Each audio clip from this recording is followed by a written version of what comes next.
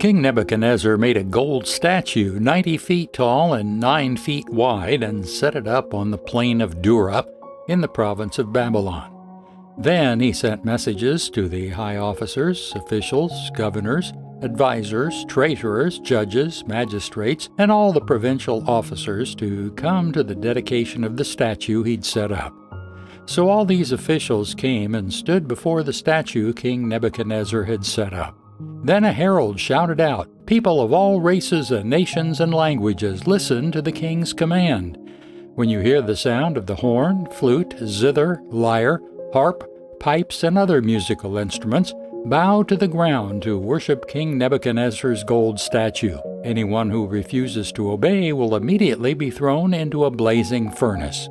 So, at the sound of the musical instruments, all the people, whatever their race, nation, or language, bowed to the ground and worshipped the gold statue that King Nebuchadnezzar had set up. But some of the astrologers went to the king and informed on the Jews. They said to King Nebuchadnezzar, "Long live the king! You issued a decree requiring all people to bow down and worship the gold statue when they hear the sound of the horn, flute, zither, lyre, harp, pipes, and other musical instruments. That decree also states that those who refuse to obey must be thrown into a blazing furnace. But there are some Jews, Shadrach, Meshach, and Abednego, whom you have put in charge of the province of Babylon. They pay no attention to you, your majesty. They refuse to serve your gods and do not worship the gold statue you've set up." Then Nebuchadnezzar flew into a rage and ordered that Shadrach, Meshach, and Abednego be brought before him.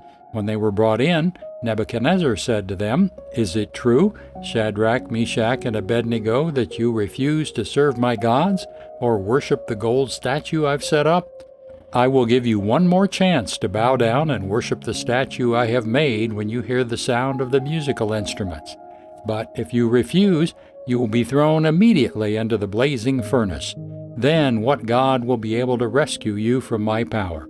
Shadrach, Meshach, and Abednego replied, "O Nebuchadnezzar, we do not need to defend ourselves before you. If we are thrown into the blazing furnace, the God we serve is able to save us.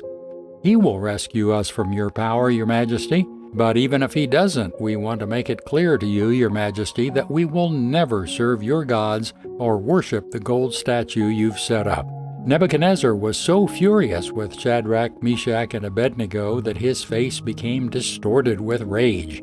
He commanded that the furnace be heated 7 times hotter than usual. Then he ordered some of the strongest men of his army to bind Shadrach, Meshach, and Abednego and throw them into the blazing furnace.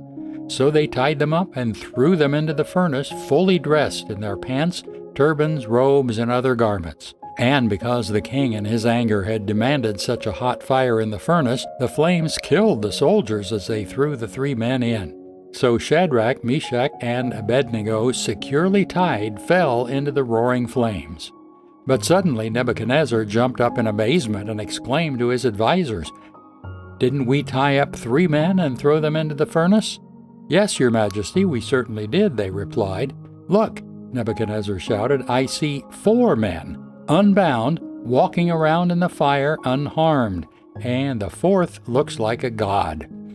Then Nebuchadnezzar came as close as he could to the door of the flaming furnace and shouted, "Shadrach, Meshach, and Abednego, servants of the Most High God, come out, come here." So Shadrach, Meshach, and Abednego stepped out of the fire. Then the high officers, officials, governors, and advisers crowded around them and saw that the fire had not touched them. Not a hair on their heads was singed, and their clothing was not scorched. They didn't even smell of smoke. Then Nebuchadnezzar said, "Praise to the God of Shadrach, Meshach, and Abednego. He sent his angel to rescue his servants who trusted in him. They defied the king's command and were willing to die rather than serve or worship any god except their own God. Therefore I make this decree: if any people, whatever their race or nation or language, speak a word against the God of Shadrach, Meshach, and Abednego, they will be torn limb from limb, and their houses will be turned into heaps of rubble. There is no other God who can rescue like this." Then the king promoted Shadrach, Meshach, and Abednego to even higher positions in the province of Babylon.